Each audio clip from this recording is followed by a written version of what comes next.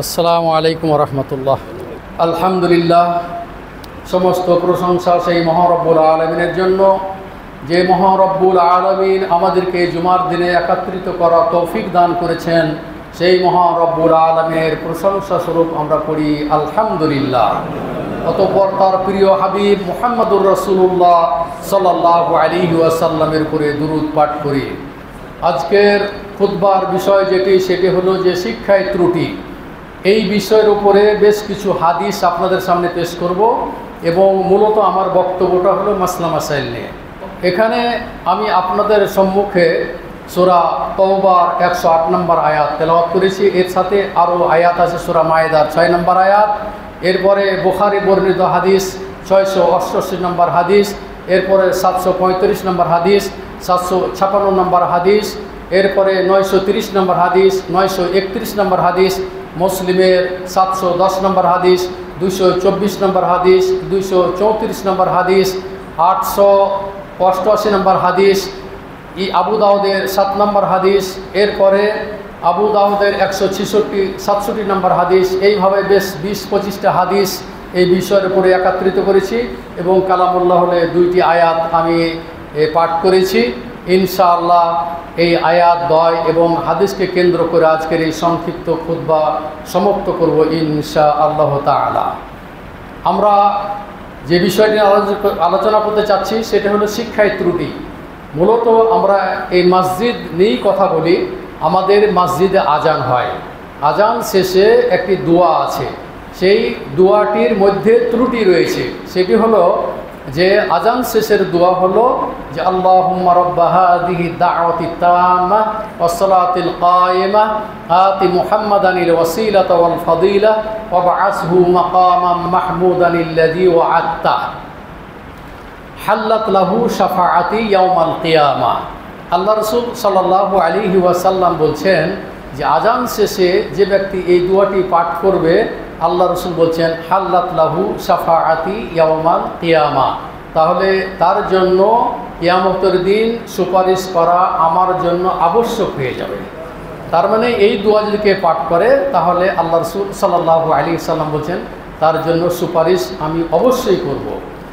এখানে আমাদের যে ত্রুটি সেটি হলো যে আজান শেষের দোয়ায় আমরা 3টি জিনিস বৃদ্ধি করেছি। কিছু ভাই 3টি জিনিস বৃদ্ধি করেছে। একটা হলো যে ওয়াদারাজাতার রাফিআহ, একটি, আরেকটি হলো যে ওয়ারজুকনা শাফাআতাহু ইয়াউমাল কিয়ামা, আরেকটি হলো কোরআনের আয়াত ইন্নাকা লা তুখলিফুল মিআদ।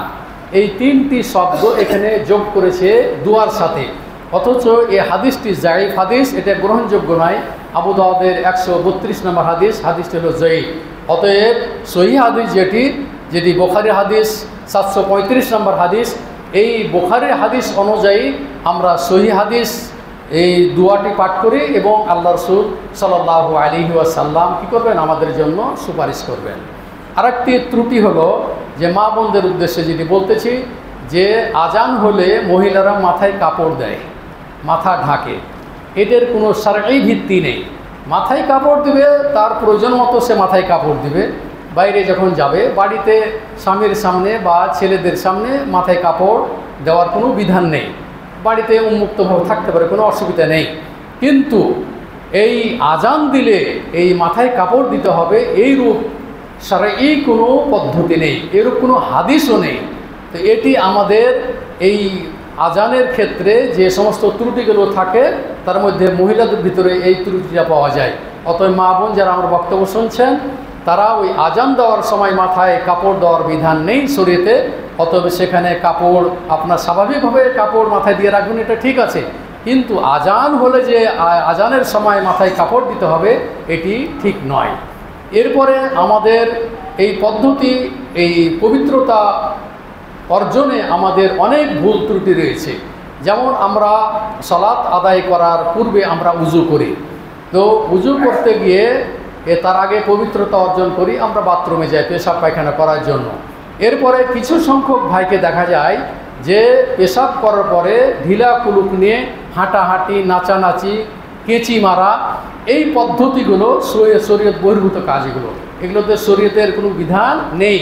তাহলে তারা কেন এটা করে সূরা তওবার 2টি হাদিস 108 নম্বর আয়াতের পক্ষে 2টি হাদিস এসেছে। একটা হলো ইবনে আব্বাসের হাদিস আর একটা হলো আবু হুরায়রা রাদিয়াল্লাহু তাআলা আনহুর হাদিস। ইবনে আব্বাসের হাদিস সেটি হলো জাইফ হাদিস, আর আবু হুরায়রার হাদিস সেটা হলো কি সহিহ হাদিস। সুতরাং আমরা যেটা করি সেটা হলো সহিহ হাদিস অনুযায়ী আমরা আমল করি। এখানে তারা কি যুক্তি দেখায়, কি বলে তারা? এখানে আল্লাহ তাআলা বলতেছেন ফিহি রিজালুন ইউহিব্বুনা আন ইয়াতাতাহহারু আল্লাহু ইউহিব্বুল মুতাহহিরিন। আল্লাহ তাআলা বলতেছেন যে কতক লোক আছে যারা পবিত্রতা করার কারণে আল্লাহ তাআলা তাদের প্রশংসা করেছেন। তাদের কি করেছেন? প্রশংসা করেছেন। তো এই আয়াত যখন নাজিল হলো ফি আহলে কুবা, নাজালাত হাযিহিল আয়া ফি আহলে কুবা, কুবাবাসীদের উদ্দেশ্যে আয়াতটি নাজিল হয়েছিল। তো আল্লাহ রাসূল সাল্লাল্লাহু আলাইহি ওয়াসাল্লাম জিজ্ঞেস করলেন, সাআলাহুম রাসূলুল্লাহ সাল্লাল্লাহু আলাইহি ওয়াসাল্লাম, আল্লাহ রাসূল তাদেরকে জিজ্ঞেস করলেন যে কী ব্যাপার, তোমাদের ব্যাপারে এই আয়াতটি নাজিল হয়েছে, তোমরা কি এমন কাজ করো যে আল্লাহ তাআলা তোমাদের প্রশংসা করেছেন? তারা বলল যে আমরা কি করি, ঢিলা কুলুপ ব্যবহার করার পরে আমরা পানি ব্যবহার করি। নাত্তাবিউল হিজারাতাল মাআ, আমরা পাথর, বা তখন তো ঢিলা কুলুপ পাথরই ছিল, তো আমরা পাথর ব্যবহার করার পরে আমরা পানি ব্যবহার করি। এই জন্য আল্লাহ তাআলা আমাদের কী করেছেন? প্রশংসা করেছেন। এটি হলো এই আবু দাউদের 132 নম্বর হাদিস। হাদিসটি হলো জয়ীফ হাদিস। তো এই সহিহ হাদিস কোনটি? সহিহ হাদিস আবু হুরায়রা রাদিয়াল্লাহু তাআলা আনহু হাদিস। তিনি বলতেছেন যে আল্লাহ রাসূল আসনাল্লাহু আলাইকুম, আনসারদের বলছে ইয়া মাআশারাল আনসার, হে আনসারীগণ, কী ব্যাপার, আল্লাহ তাআলা তোমাদের প্রশংসা করেছেন কেন? কি কাজ তোমরা এমন কি কাজ করো? তখন তারা বলল যে আমরা 3টি কাজ করি। নাতাওয়াজ্জাউ লিস-সালাহ, একটা সালাতের জন্য ওযু করি। ওয়া নাক্তাসিলু মিনাল জানাবা, অপবিত্রতা হতে আমরা পবিত্রতা অর্জন করার জন্য গোসল করি। আর একটা হলো নাস্তানজিউ বিল মা, এবং পানি দ্বারা আমরা ইস্তেঞ্জা করি, অর্থাৎ পানি দিয়ে আমরা পরিষ্কার পরিচ্ছন্নতা করি। তো বলছে এটাই কারণ তোমাদের প্রশংসা করার। এটা হলো আবু হুরায়রা রাদিয়াল্লাহু তাআলা আনহুর হাদিস। হাদিসটা হলো সহিহ হাদিস। এটি হলো কি সহিহ হাদিস। আবু দাউদের হাদিস নাম্বার হচ্ছে 166 নম্বর হাদিস। তো এখান থেকে বোঝা গেল যে শুধুমাত্র পানি ব্যবহার করে যদি কেউ পবিত্রতা অর্জন করে তাদের ব্যাপারেই প্রশংসা করা হয়েছে। এই আয়াতটাও আহলে কোবাবাসীদের উদ্দেশ্যে আয়াতটি নাজিল হয়েছিল। তো এটি হলো সহিহ হাদিস। আর যেটা ঢিলা কুলুপের হাদিস সেটা হলো জয়ীফ হাদিস। সুতরাং পানি পেলে ওখানে ঢিলা কুলুপ ব্যবহার করার কোনো বিধান শরীয়তে নেই। যখন পানি পাওয়া যাবে না তখন ঢিলা কুলুপ দিয়ে আপনি পবিত্রতা অর্জন করবেন। যেমনভাবে হয়তো কোনো সফরে আছেন, অপবিত্রতা হয়ে গেছে যে কোনো কারণে, হয় স্বামী স্ত্রী মিলামেশার কারণে হোক বা স্বপ্নদোষের মাধ্যমে হোক, যেইভাবে হোক, কিন্তু পানি পাওয়া যাচ্ছে না, তখন কি করবে? তখন এই ক্ষেত্রে কি করবে? মাটিতে একবার এইভাবে হাত মারবে, দিয়ে ফুঁ দিবে, দিয়ে মুখমণ্ডল আর হাতের এই কবজি এইভাবে জারবাতুন লিল ওয়াজহি ওয়াল কাফাইন, বুখারীর হাদিস, যে একবার মাটিতে হাত মেরে ফুঁ দিয়ে মুখমণ্ডল এবং হাত কি করবে? মাসা করবে। এটা হলো শরীয়তের বিধান। তো দেখুন, এক হলো 2টা পবিত্রতা অর্জন করলে, এক হলো অপবিত্রতা অবস্থায় সে এই তায়াম্মুমই যথেষ্ট হয়ে গেল, এবং এই তায়াম্মুমের মাধ্যমেই সে সালাত আদায় করতে পারবে। তাহলে আল্লাহ তাআলা এই বিধানটাকে আমাদের উম্মতে মুহাম্মদের জন্য কী করছে? এটাকে সহজ করে দিয়েছেন। তো আমরা যেটা বলতে চাচ্ছি যে আল্লাহ রাসূল সাল্লাল্লাহু আলাইহি ওয়াসাল্লাম লাকাদ আল্লামাকুম নাবিয়্যুকুম কুল্লা শাইইন হাত্তাল খিরাআহ, আবু দাউদের 7 নম্বর হাদিস। আল্লাহ রাসূল সাল্লাল্লাহু আলাইহি ওয়াসাল্লাম তোমাদের নবী, তোমাদেরকে প্রত্যেকটা জিনিস শিক্ষা দিয়েছেন, এমনকি কীভাবে পেশাব পায়খানা করতে হবে সেটাও তিনি শিক্ষা দিয়েছেন। আবু দাউদের 7 নম্বর হাদিস। এখান থেকে বোঝা গেল যে আল্লাহ রাসূল আমাদেরকে সব কিছু শিক্ষা দিয়েছেন। অতএব আল্লাহ রাসূল সাল্লাল্লাহু আলাইহি ওয়াসাল্লামের পদ্ধতি অনুযায়ী প্রত্যেকটা কাজ, প্রত্যেকটা কর্ম আমাদের বাস্তবায়ন করতে হবে। এই উজুর ক্ষেত্রে যে ত্রুটিগুলো আছে সেটা আপনাদেরকে আমি তুলে ধরলাম। এরপরে দেখা গেল যে আপনি যখন মসজিদে প্রবেশ করবেন, হ্যাঁ, এখানে উজু করতে বসলেন, উজু করার পরে আপনার উজুর পদ্ধতি যেটি আল্লাহ রাসূল সাল্লাল্লাহু আলাইহি ওয়াসাল্লাম শিক্ষা দিয়েছেন, সাহাবীরাও শিক্ষা দিয়েছেন, বলছে হাজা উজু এটাই হলো আমার উজুর পদ্ধতি, সুতরাং তোমরা এইভাবে উজু করো। তা আল্লাহ রাসূল সাল্লাল্লাহু আলাইহি ওয়াসাল্লাম দেখে দিয়েছেন কীভাবে উজু করতে হবে। লম্বা আলোচনা আছে, আমি সংক্ষিপ্ত আকারে বলতেছি যে ত্রুটিটা কোন যায় এখানে। এটা হলো যে আমরা যখন উজু করছি, উজু করার পরে আমরা মাথা মাসা করি। মাথা মাসা এইভাবে শুরু থেকে নিয়ে যেতে হবে পিছন পর্যন্ত, তারপর হাত 2টাকে আবার সামনে নিয়ে আসতে হবে, এরপরে আমাদের কিছু সংখ্যক ভাই কি করে যে মাসাহা রাকাবাতাহু, গারদান মাসা করে। তো গারদান মাসা করার শারঈ কোনো ভিত্তি নেই। অতএব আল্লাহ রাসূল সাল্লাল্লাহু আলাইহি ওয়াসাল্লাম মাথা মাসা করেছেন পূর্ণ মাসা, কিছু অংশ মাসা করার হাদিস যায়ীফ। সহিহ হাদিস হলো যে মাথার শুরু থেকে নিয়ে শেষ পর্যন্ত, আর ওখান থেকে আবার ফিরিয়ে নিয়ে এসে মাথা যেখানে শুরু করলেন আল্লাযী বাদা মিনহু, যেখানে শুরু করেছেন সেখানে এসে শেষ করতে হবে। এটা হলো মাসা করা। এরপরে গারদান মাসা করার শারঈ কোনো বিধান নেই। অতএব যে সমস্ত ভাইরা গারদান মাসা করেন এর সপক্ষে যে হাদিসগুলো, সেই হাদিসগুলো জাল এবং যায়ীফ, সেগুলো করতে আমল করা যাবে না। এই হলো উযু। এরপরে দেখা যায় যে যখন আমরা উযুর পরে যে দোয়াটি করি, এই দোয়াটি কিছু ভাইকে দেখা যায় দাঁড়িয়ে আসমানের দিকে তাকিয়ে দোয়া পড়েন, অথচ এর কোনো শারঈ ভিত্তি নাই। শারঈ ভিত্তি হলো যেটা এসেছে যে আশহাদু আল্লা ইলাহা ইল্লাল্লাহু ওয়াহদাহু লা শারীকা লাহু ওয়া আশহাদু আন্না মুহাম্মাদান আবদুহু ওয়া রাসূলুহু। তা আল্লাহ রাসূল সাল্লাল্লাহু আলাইহি ওয়াসাল্লাম বলছেন এই দোয়াটি যে পাঠ করবে, আল্লাহ রাসূল সাল্লাল্লাহু আলাইহি ওয়াসাল্লাম বলছেন ফুতিহাত লাহু আবওয়াবুল জান্নাহ আস-সামানিয়া ইয়াদখুলু মিন আইয়িহা শাআ। আল্লাহ রাসূল সাল্লাল্লাহু আলাইহি ওয়াসাল্লাম বলছেন হুজুর পরে যে ব্যক্তি এই দোয়াটি পাঠ করবে, আল্লাহ রাসূল বলছেন তার জন্য 8টি জান্নাতের দরজা খুলে দেওয়া হবে। ফায়াদখুল মিন আইয়িহা শাআ, যে কোনো দরজা দিয়ে সে কী করবে? প্রবেশ করবে।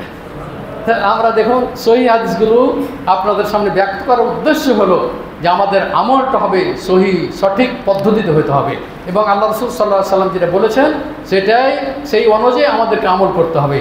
আমি যখন কোনো বক্তব্য দিই তখন হাদিস রেফারেন্স দিয়ে বক্তব্য দিই। তার কারণ হলো যে এখন রেফারেন্স ছাড়া কোনো বক্তব্য চলে না। রেফারেন্স যদি আপনি দিতে না পারেন আপনার বক্তব্য অচল সমাজের মধ্যে। দেখুন এই হাদিসটি বুখারী এবং মুসলিমও বর্ণিত হয়েছে, বুখারী এবং মুসলিমও বর্ণিত হয়েছে।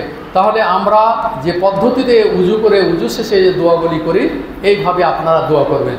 এরপরে আমরা মসজিদে প্রবেশ করি। মসজিদে প্রবেশ করার পরে কিছু সংখ্যক ভাইকে দেখা যায় বসে যান। তারা কি করেন? সালাত আদায় না করে বসে যান। বলছে আল্লাহ রাসূল সাল্লাল্লাহু আলাইহি সাল্লাম বলছেন তাহিয়াতুল মসজিদ, বলছে ইজা দাখালা আহাদুকুমুল মসজিদা ফালইয়ারকা রাকাতাইন ক্বাবলা আন ইয়াজলিস। আল্লাহ রাসূল সাল্লাল্লাহু আলাইহি সাল্লাম বলছেন যখনই তোমাদেরকে মসজিদে প্রবেশ করবে তখন সে যেন 2 রাকাত সালাত আদায় করেই বসেন। এটা আল্লাহ রাসূলের হাদিস। এমনকি বলছে ইজা দাখালা আহাদুকুমুল ইয়াউমাল জুমআহ ওয়াল ইমামু ইয়াখতুব ফালইয়ারকা রাকাতাইন ওয়া লা ইয়াতাজাওয়াজ ফীহিমা। মুসলিমের হাদিস 707 নম্বর হাদিস। আল্লাহ রাসূল সাল্লাল্লাহু আলাইহি ওয়াসাল্লাম বলছেন যে তোমাদের যখন কেউ মসজিদে প্রবেশ করবে জুমার দিনে এবং এমত অবস্থায় ইমাম খুতবা দিচ্ছেন, সেই অবস্থাতেও সেই জন্য 2 রাকাত সালাত সংক্ষিপ্ত আকারে পড়ে যেন বসে। এরপরে সুলাইক নামে একজন সাহাবী, তিনি মসজিদে প্রবেশ করলেন। বসার পরে তিনি প্রবেশ করার পর তিনি বসে পড়লেন। তখন আল্লাহ রাসূল সাল্লাল্লাহু আলাইহি সাল্লাম বলছেন ইয়া সুলাইক কুম ফালইয়ারকা রাকাতাইন, হে সুলাইক তুমি কি করো? দাঁড়াও এবং 2 রাকাত সালাত সংক্ষিপ্ত আকারে পড়ে নাও। তাতাজাওয়াজ ফীহিমা, সংক্ষিপ্ত আকারে 2 রাকাত সালাত আদায় করে নাও। তাহলে দেখুন মসজিদে প্রবেশ করলে তখন তাকে 2 রাকাত সালাত আদায় করতে হবে। এটা হলো মসজিদের হক। এটা আপনাকে আমাকে সবাইকেই এটা দায়িত্ব পালন করতে হবে। এবং যে সমস্ত ভাইরা ঢোকার পরে বসে যান, এটি কিন্তু কোরআন সুন্নাহর এটা খেলাফ আমল। সুতরাং আজকের এই হাদিসটা শোনার পরে আশা করি যে আপনারা এই বক্তব্য শোনার পরে আশা করছি যে মসজিদে যখনই প্রবেশ করবেন তখনই 2 রাকাত সুন্নাত তাহিয়াতুল মসজিদ পড়ে আপনারা কী করবেন? প্রবেশ করবেন। তাহলে বোঝা গেল যে আল্লাহ রাসূল খুতবা দিচ্ছেন তখনও তিনি কী করেন? 2 রাকাত সালাত আদায় করতে বলতেছেন। এবং আমাদের কিছু ভাইরা দেখা যায় যে মসজিদে লেখা থাকে যে লাল বাতি জ্বললে সুন্নাত পড়া যাবে না, অথচ এটি সুন্নাতের খেলাফ, এটা সুন্নাত বিরোধী কাজ। কারণ ওকে নেকি থেকে বঞ্চিত করছে। কারণ আপনি যতটুকু পারবেন, দেখা যায় 2-3 মিনিট সময় দাঁড়িয়ে থাকবেন না, আপনি সালাত শুরু করে দেবেন। দেখা যায় আপনি 1 রাকাত পেলেন, 1 রাকাত পেলে যখন ইকামত দেওয়া হবে ইজা উকিমাতিস সালাত ফালা সালাতাহু ইল্লাল মাকতুবা। আল্লাহ রাসূল সাল্লাল্লাহু আলাইহি ওয়াসাল্লাম বলছেন যে যখন তোমাদের কেউ এই মসজিদে যখন প্রবেশ করবে, মসজিদে যখন কী করবে? প্রবেশ করবে, সে তো 2 রাকাত সুন্নাত সালাত আদায় করেই বসবে। তো আমাদের মধ্যে দেখা যায় যে যে সমস্ত ভাইরা এখান থেকে বঞ্চিত হয়ে যাচ্ছেন, এই নেকি থেকে যাচ্ছেন, তারা বঞ্চিত হয়ে যাচ্ছেন। অতএব অনুরোধ থাকবে যে আপনারা মসজিদে ঢোকার পরে আপনারা 2 রাকাত সুন্নাত সালাত অবশ্যই আপনারা পড়ে বসবেন। আল্লাহ রসুল এই ব্যাপারে তারগীব দিয়েছেন, তিনি কি করছেন এই ব্যাপারে আপনাদেরকে নির্দেশ দিয়েছেন। সুতরাং আল্লাহ রসুলের নির্দেশ আমাদেরকে মেনেই চলতেই হবে। এরপরে দেখা যায় যে কিছু সংখ্যক ভাই যখন সালাত আরম্ভ করলেন, করার পরে জায়ে নামাজের দোয়া বলে একটি কথিত দোয়া আছে, এই দোয়া পড়ার কোনো বিধান নেই। জায়ে নামাজের কোনো দোয়া পড়ার কোনো বিধান নেই। যারা পড়েন এটি ভুল করেন, এটা ভুল পদ্ধতি। তাহলে কীভাবে আদায় করবেন আপনি আউযুবিল্লাহ বিসমিল্লাহ থেকে আল্লাহ বায়েদ বাণী পড়ে আউযুবিল্লাহ বিসমিল্লাহ বলে সূরা ফাতিহা পড়ে শুরু করবেন। তারপরে যে ভুলগুলি পরিলক্ষিত হয় যে আমাদের মাঝে দেখা যায় যে রাফউল ইয়াদাইন বুখারীর হাদিস, মুসলিমের হাদিস, সহিহ হাদিস, তো আমরা সহিহ হাদিস বাদ দিয়ে জয়ীফ হাদিসগুলোকে আমরা কি ধরে রাখার চেষ্টা করি। আচ্ছা, আল্লাহ রসুল সাল্লাল্লাহু আলাইহি ওয়াসাল্লাম কি করছেন? রাফউল ইয়াদাইন করেছেন। কয় জায়গায়? 4 জায়গাতে আল্লাহ রসুল রাফউল ইয়াদাইন করেছেন। এক, কানা রাসূলুল্লাহ সাল্লাল্লাহু আলাইহি ওয়াসাল্লাম কানা ইয়ারফাউ ইয়াদাইহি হাজওয়া মানকিবাইহি। আল্লাহ রসুল সাল্লাল্লাহু আলাইহি ওয়াসাল্লাম বলছেন, যখন সালাত আদায় করতেন তখন কাঁধ বরাবর 2 হাত উঠাতেন। তো 2টা হাদিস এসেছে, একটা হলো কাঁধ বরাবর, আর একটা হাদিস কানের লতি বরাবর। তবে অনেক ভাগে দেখা যায় কানের লতি ধরে কি করেন, তারা সালাত শুরু করেন, এটি ঠিক নয়। তাহলে হাতটা উঠাইতে পারেন কানের লতি বরাবর, অথবা যেটা কি কাঁধ বরাবর, এই যে বলছি। তাহলে যে আল্লাহ রসুল সাল্লাল্লাহু আলাইহি ওয়াসাল্লাম বলছেন হাজওয়া মানকিবাইহি, যে কাঁধ বরাবর আল্লাহ রসুল সাল্লাল্লাহু আলাইহি ওয়াসাল্লাম কী করছেন, হাত উঠিয়েছেন। ঠিক আপনাকে ওইভাবে উঠাইতে হবে। তারপরে এটা তো রাফুল ইয়াদাইন, মানে 2 হাতকে উত্তোলন করা। রাফুল ইয়াদাইনের অর্থ হলো 2 হাতকে উত্তোলন করা। এই যা ইফতিতাহালি সালাত, আল্লাহ রসুল সাল্লাল্লাহু আলাইহি ওয়াসাল্লাম যখন সালাত আদায় করতেন, ওয়াকাব্বারা লিরুকুয়ে, যখন তিনি রুকুতে যেতেন, ওয়ারাফা রাসাহু মিনার রুকুয়ে, আর রুকু থেকে যখন উঠতেন রাফাহুমা, তখন 2 হাত উত্তোলন করতেন। এবং 3 বা 4 রাকাত সালাত, বিশিষ্ট সালাতে 2 রাকাত পড়ার পরে যখন উঠবেন তখন রাফুল ইয়াদাইন করবেন। এটি হলো রাফুল ইয়াদাইন করার হাদিস। বুখারীর হাদিস হলো 756 নম্বর হাদিস। আরও অনেক জায়গাতে হাদিসটি বর্ণিত হয়েছে। মুসলিমের হাদিসে এসেছে যে 878 নম্বর হাদিসে বর্ণিত হয়েছে। অতএব এখানে রাফউল ইয়াদাইন না করার ব্যাপারে যারা বলেন, সেটি আব্দুল্লাহ ইবনে মাসউদের হাদিস। সেই হাদিসটি জায়েফ হাদিস, যে আল্লাহ রসুল সাল্লাল্লাহু আলাইহি ওয়াসাল্লাম শুধুমাত্র কী করছেন, একবার তিনি কী করেছেন, হাত উঠেছেন। এই হাদিস জয়ীফ। আর বুখারী মুসলিমের হাদিস এটা সহিহ। 4 জায়গাতে আল্লাহ রসুল সাল্লাল্লাহু আলাইহি ওয়াসাল্লাম কী করেছেন, হাত উঠিয়েছেন, হাত উঠিয়ে রাফুল ইয়াদাইন করেছেন। এরপরে দেখা গেল যে আপনি সূরা ফাতিহা পড়ছেন, ইমাম সালাত আদায় করছে, এরপরে দেখা গেল যে মুক্তাদিরা সূরা ফাতিহা পড়ে না। অথচ আল্লাহ রসুল সাল্লাল্লাহু আলাইহি ওয়াসাল্লামের হাদিস যেটি, যে লা সালাতা লিমান লাম ইয়াকরা বিফাতিহাতিল কিতাব, বলছে যারা সূরা ফাতিহা পড়ল তার সালাতই হলো না। তো এখান থেকে আমাদের কিছু ভাই বলেন যে আরে ইমামের পড়াটাই হলো কি মুক্তাদির পড়া, ফাকিরাতুল ইমাম লাহু কিরাতুন, ইমামের পড়াটা হলো মুক্তাদির পড়া। এই একটা হাদিস পেশ করে, হাদিসটা জাল হাদিস, জয়ীফ হাদিস, এরপর আমলযোগ্য হাদিস নয় এটি। তাহলে বুখারীর হাদিস কি, যে লা সালাতা লিমান লাম ইয়াকরা বিফা 756 নম্বর হাদিস দেখবেন বুখারীতে, 756 নম্বর হাদিস। আল্লাহ রাসূল সাল্লাল্লাহু আলাইহি ওয়াসাল্লাম বলছেন যে সূরা ফাতিহা পড়ল না তার সালাতই হলো না। এরপরে রাসূলুল্লাহ সাল্লাল্লাহু আলাইহি ওয়াসাল্লামের পিছনে সাহাবীরা কেরাত করত। তখন আল্লাহ রাসূল সাল্লাল্লাহু আলাইহি ওয়াসাল্লাম বলছেন লা তাফআলু, তোমরা এটা করো না, ইল্লা বিউম্মিল কিতাব, তার মানে সূরা ফাতিহা ব্যতিরেকে তোমরা অন্য কিছু পড়িও না। ফাকিল আলী আবি হুরায়রা, মুসলিমের 787 নম্বর হাদিস, আবু হুরায়রা রাদিয়াল্লাহু তাআলা আনহুকে বলা হয়েছিল যে ইন্না কুন্না ওয়ারা আল ইমাম, যে আমরা ইমামের পিছনে আমরা থাকি, তো আমরা কি পড়ব? তো এই আবু হুরায়রা রাদিয়াল্লাহু তাআলা আনহু বললেন ইকরা বিহা ফি নাফসিক, তুমি চুপে চুপে কি করো, সূরা ফাতিহা পড়ো। আল্লাহ রাসূল হাদিস পাওয়া গেল, সাহাবীদের আমল পাওয়া গেল যে ইমাম মুক্তাদি উভয়কেই সূরা ফাতিহা অবশ্যই পড়তে হবে। সূরা ফাতিহা না পড়লে সালাত হবে না, এটি ত্রুটি আমাদের মধ্যে। এরপরে দেখা যায় সংক্ষিপ্ত অনেক কথা আছে এর মধ্যে। তো আমাদের মাঝে দেখা যায় কিছু ভাইকে সালাত চলতেছে, সালাতে আসা 2 রাকাত পেল বা 1 রাকাত পেল। এখন এই যে 1 রাকাত পেল, এটা কি তার প্রথম রাকাত না ইমামের যে 4 রাকাত শেষ রাকাত সেটা তার রাকাত। তো এই ব্যাপারে কি দলিল, কি প্রমাণ কি? এটা হলো যে যেটা সে পাবে সেটাই তার প্রথম রাকাত। দলিল আলী রাদিয়াল্লাহু তাআলা বলছে, মা আদরাকতা মাআল ইমামে ফাহুয়া আউয়ালু সালাতিক, তুমি ইমামের সাথে যেটুকু পাবে সেটাই তোমার প্রথম রাকাত। ওয়াকজে মা সাবাকাকা বিহি, এবং যেটা ছুটে যাবে সেটা তুমি পূর্ণ করে পড়ে নিবে। তার মানে আপনি যদি রুকু পেয়ে যান, 1 রাকাত পেলেন, অথবা 1 রাকাত পেলেন না, রুকু পেয়ে গেলেন, রুকু পেয়ে গেলেও রাকাত হয়ে যাবে। মানে আদ্রাকা রাকা ফাকাত আদ্রাকা সালাত, যে ব্যক্তি রুকু পেল সে ব্যক্তি কি সালাত পেয়ে গেল। সুতরাং কেউ যদি রুকু পেয়ে যায়, যদি আমাদের দক্ষিণ এশিয়ার ওলামায়ে কেরাম ইমাম বুখারী রাহিমাহুল্লাহ তাআলাও তিনি সূরা ফাতিহা না পড়লে সালাত হবে না, এটা ঠিক আছে, কিন্তু এটা হলো খাস সালাত। রুকু পেলে রাকাত হয়ে যাবে। তাহলে আপনি শেষে সেই ইমামের সাথে রুকু পেলেন, আপনার কিন্তু 1 রাকাত, এটা আপনার প্রথম রাকাত। এরপরে আপনি উঠার পরে আর 1 রাকাত পড়বেন, ওই রাকাতের সাথে আপনি অন্য একটি সূরা পড়বেন, কারণ আপনার প্রথম সালাত এটা শুরু হচ্ছে। তারপরে 2 রাকাত পরের যেটা পড়বেন সেটা শুধুমাত্র সূরা ফাতিহা পড়বেন। এই হলো বিধান। তাহলে আমাদের মধ্যে ভুল মানে যেটা পদ্ধতি আছে, যে আমরা মনে করি যে ইমামের সাথে যে রাকাতটা পেলাম এটাই আমার কি শেষ রাকাত, না, এটা ঠিক না। আপনি যেটা পেলেন এটা হলো কি আপনার প্রথম রাকাত। এরপরে আরেকটি ভুল পদ্ধতি হলো যে সালাম ফিরার পরে সালাত শেষ হয়ে গেল, এখন একজন লোক আসলো, আসার পরে সালাত আদায় করলো, সালাত আদায় করতে গিয়ে ইকামত দেয় না।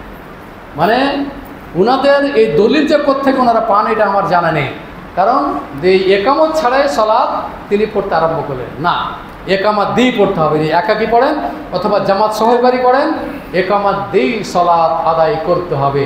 এমনকি নারীদেরকেও একামত দিয়ে সালাত আদায় করতে হবে।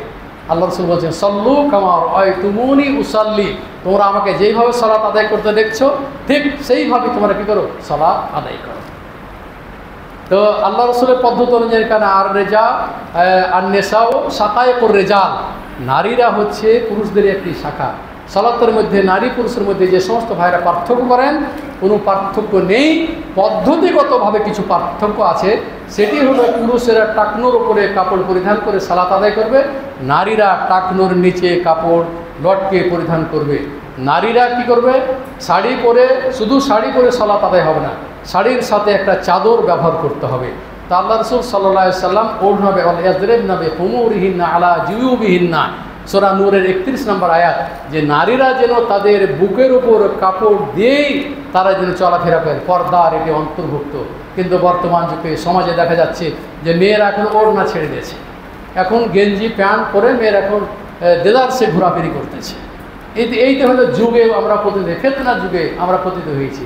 আল্লাহ রাসূল সাল্লাল্লাহু আলাইহি সাল্লাম বলছেন যে এই আমার যুগের পরে এমন এক যুগ আসবে যে মানুষ খারাপ কাজেই জড়িয়ে পড়বে, ভালোটা প্রত্যাখ্যান করবে, খারাপটাকে সে কী করবে, গ্রহণ করবে। লা ইয়াতি জামানুন ইল্লাল্লাযী বা'দাহু শাররুম মিনহু, বুখারীর হাদিস। যত যুগ আসবে মানুষ তত খারাপ হয়ে যাবে। তা আমরা সেই ফিতনার যুগে আমরা পড়েছি। এই যুগ এমনই যুগ যে মানুষ হালাল হারামকেও পার্থক্য করবে না। লা ইউবালিল মারউ মা আখাযা আমিনাল হালালি আমিনাল হারাম। আল্লাহ রাসূল সাল্লাল্লাহু আলাইহি সাল্লাম বলছেন যে মানুষ পরোয়া করবে না, কিছুই মনে করবে না যে এটা হালাল না হারাম। মাল আসলি হলো, মাল কামালি হলো, যার ভিতরে হারাম আছে কি হালাল আছে এটা কিন্তু বাছাই করবে না। বাছাই ছাড়াই, পার্থক্য ছাড়াই মানুষ কী করবে, এটা খেতে থাকবে, ভক্ষণ করতে থাকবে। এরকম একটা যুগ মধ্যে আমরা পড়ে গেছি। অথচ দেখুন সমাজে এখন সুদের যে সমাহার শুরু হয়েছে, প্রত্যেকটা ঘরে ঘরে বাড়িতে বাড়িতে সুদের আখড়া তৈরি হয়ে গেছে। এই যে এনজিও যেগুলো, এর মাধ্যমে দেখুন গ্রামের এই যে সমস্ত গরিব মানুষ এদের বাড়িতে এই যে ঋণ দিচ্ছে এবং এই সুদ গ্রহণ করতেছে। অথচ এই সুদ গ্রহণকারীরা ঘুষের টাকা দেয়া বাড়ি করে, বাড়ি গাড়ি করে, এইগুলো কিন্তু আল্লাহ তাআলা ধ্বংস করে দেবেন। সূরা বাকারা 276 নম্বর আয়াত আল্লাহ তাআলা বলতেছেন, ইয়ামহাকুল্লাহুর রিবা ওয়া ইউরবিস সাদাকাত। আরে সুদ মিশ্রিত সম্পদকে আল্লাহ ধ্বংস করে দেবেন এবং দানকৃত সম্পদকে আল্লাহ বৃদ্ধি করবেন। আপনারা যে দান করতেছেন এটাই আল্লাহর দরবারে গৃহীত হবে, এটাই আপনার সম্পদ। ফাইন্না মা লাহু মা কাদ্দামা, যেটি আপনি আল্লাহর পথে ব্যয় করলেন সেটি আপনার সম্পদ। ও মা লা ওয়ারিসিহি মা আখারা, আর যেটা আপনি রেখে গেলেন এটা আপনার ওয়ারিসের সম্পদ।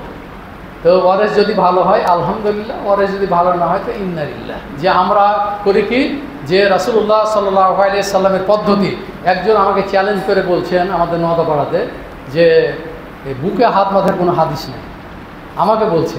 তখন আমি বলছি তুমি কখন আসবে বলো, আমার সাথে বসো, তোমাকে আমি হাদিস দেখিয়ে দিচ্ছি।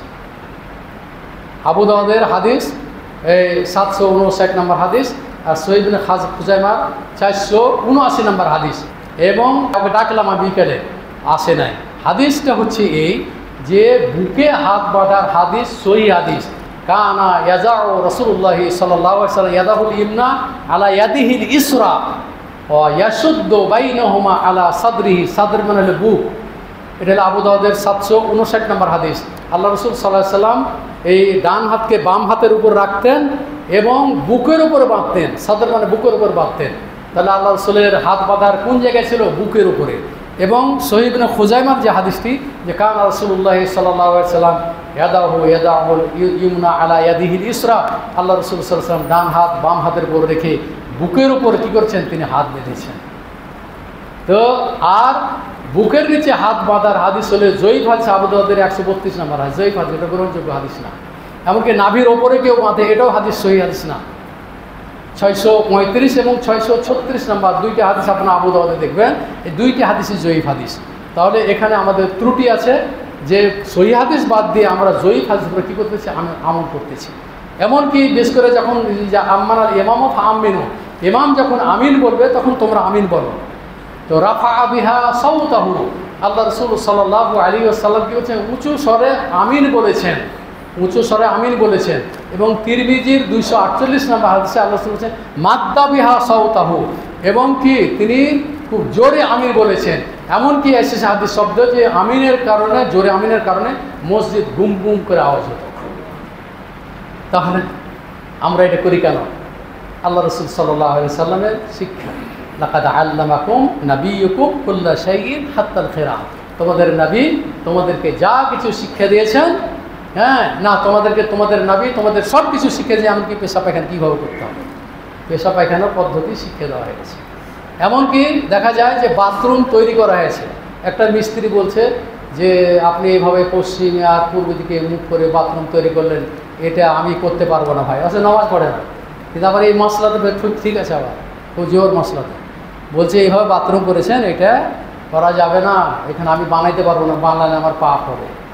তার মানে হলো যে বাথরুম ঠিক আছে, যে পূর্ব পশ্চিমে মুখ করে পেশাব পায়খানা করতে নিষেধ করা হয়েছে, কিন্তু ঘেরা জায়গায় যেগুলো টয়লেট তৈরি করছে ঘিরে, সেগুলোতে প্রয়োজনে যদি মনে করে বসতে পারে, কোনো আপত্তি নেই। যেন মক্কা মদিনাতে আছে, মক্কা মদিনাতে, মক্কাতে ধরুন চারিদিকেই সব বাথরুমের ব্যবস্থা করা হয়েছে। তাহলে কী করবে এখন? তার মানে যে ঘেরা জায়গাতে কি সাহারা মাঠে ওই পূর্ব এবং পশ্চিম দিকে মুখ করে বসা নিষেধ, কিন্তু ঘেরার মধ্যে কি জায়েজ। ওকে জিনিসটাকে বুঝালাম, তখন বলছে আমি কোনোদিনই শুনে নাই। বলছে অনেক কিছু জানো না, শুনতে হবে, আমাদের কাছ থেকে শুনতে হবে। কারণ আমি ফতোয়া বোর্ডে প্রায় 10 বছর মাসিক আর তাহারিকে ফতোয়া রেখেছি, এবং আব্দুর রাজাকে এদের সময় ফতোয়ার কাজ মাঝে মধ্যে করি, ডাকে আমাকে মিটিংয়ে, এবং এগুলো আমি দেখি। তার কারণ হচ্ছে যে এই ফতোয়ার উপরে আমার জীবনটা অতিবাহিত হয়ে গেল, ফতোয়াই লিখতেছি, এখনও লিখি ফতোয়া। এরপরে শেষ কথা বলি, আমার বক্তব্য শেষ করবো যেহেতু সময় শেষ। সেটি হলো যে আল্লাহ রাসূল সাল্লাল্লাহু আলাইহি ওয়াসাল্লাম আমরা যে কাতার সোজা করি এবং ফাঁক করে দাঁড়ায়, এর ব্যাপারে আল্লাহ রাসূলের কী নির্দেশ রয়েছে হাদিস আপনাদেরকে শোনাই। আল্লাহ রাসূল সাল্লাল্লাহু আলাইহি ওয়াসাল্লাম বলছেন মান সাদ্দা ফুরজাতান ফি সফিন রাফাআহুল্লাহু দারাজাতাহু ওয়া বানা লাহু বাইতান ফিল জান্নাহ। আল্লাহ রাসূল সাল্লাল্লাহু আলাইহি ওয়াসাল্লাম বলছেন কাতারে যে ব্যক্তি ফাঁক বন্ধ করে দাঁড়াবে, আল্লাহ তাআলা তার মর্যাদাকে বৃদ্ধি করে দেবেন, এবং ওয়া বানা লাহু বাইতান ফিল জান্নাহ, এবং জান্নাতে তার জন্য একটি ঘর নির্মাণ করে দিবেন। এটি হলো সিলসিলা আহাদিস সাহিহা, এটি হলো 18 এবং 92 নম্বর হাদিস। আল্লাহ রাসূল সাল্লাল্লাহু আলাইহি ওয়াসাল্লাম বলছেন মান ওয়াসালা সাফফান ওয়াসালাহুল্লাহ ওমান কাতাআ সাফফান কাতাআহুল্লাহ। আল্লাহ রাসূল সাল্লাল্লাহু আলাইহি ওয়াসাল্লাম বলছেন যে ব্যক্তি কাতার মিলিয়ে দাঁড়ালো, আল্লাহ তাআলা তার রহমতের দ্বারা তাকে কী করলো? বেষ্টিত করলো। এবং যে ব্যক্তি কাতার ফাঁক করে দাঁড়ালো, সে কী করলো? আল্লাহর রহমত থেকে বঞ্চিত হয়ে গেল। এরপরে আল্লাহ রাসূল সাল্লাল্লাহু আলাইহি ওয়াসাল্লাম বলছেন ফাইন্নী আরা আশ-শাইতানা মিন খালালি সাফফি, আল্লাহ রসুল কান্নাহাল হাজাব, আল্লাহ রসুল সাল্লাল্লাহু আলাইহি ওয়াসাল্লাম বলছেন আমি দেখতেছি যে কাতারের ফাঁকে শয়তানকে ঢুকতে দেখলাম। সেটা কার মতো বলছে? একটা ছোট্ট ছাগলের বাচ্চার মতো, একটি কালো ভেড়ার মতো। ওইভাবে শয়তান কী করেছে? এখানে প্রবেশ করেছে। এবং পরিশেষে দোয়া করি আপনাদের জন্য, যে সমস্ত ভাইরা অসুস্থ আছেন তাদের সুস্থতার জন্য দোয়া করি। আল্লাহ রসুল যেভাবে দোয়া করেছেন লা বাসা তাহুরুন ইনশাআল্লাহ, এটি দোয়া করবেন। আযহিবিল বাস রব্বান নাস ওয়াশফি আনতা শাফি লা শিফাআ ইল্লা শিফাউকা শিফা আল্লাহ ইউগাদিরু সাকামা। দোয়া করি ওই সমস্ত ভাইদের আত্মীয়স্বজনের জন্য যারা কবর শায়িত আছে। হে মহান রব্বুল আলামিন, তুমি তাদেরকে কবর আযাব থেকে রক্ষা করো। আল্লাহ তুমি তাদেরকে জাহান্নাম থেকে রক্ষা করো। আল্লাহ তুমি তাদেরকে জান্নাতুল ফিরদাউস নসিব করো। আমরা যদি মৃত্যুবরণ করি, আমরা যেন মুমিন হয়ে মৃত্যুবরণ করতে পারি, আল্লাহ তুমি আমাদেরকে সেই তৌফিক দান করো। রব্বানা আতিনা ফিদ দুনিয়া হাসানা ওয়া ফিল আখিরাতি হাসানা ওয়া কিনা আযাবান নার। রব্বানা তাকাব্বাল মিন্না ইন্নাকা আনতাস সামিউল আলিম ওয়া তুব আলাইনা ইন্নাকা আনতাত তাওয়াবুর রহিম। اللهم صل على محمد وعلى آل محمد كما صليت على إبراهيم وعلى آل إبراهيم إنك حميد مجيد.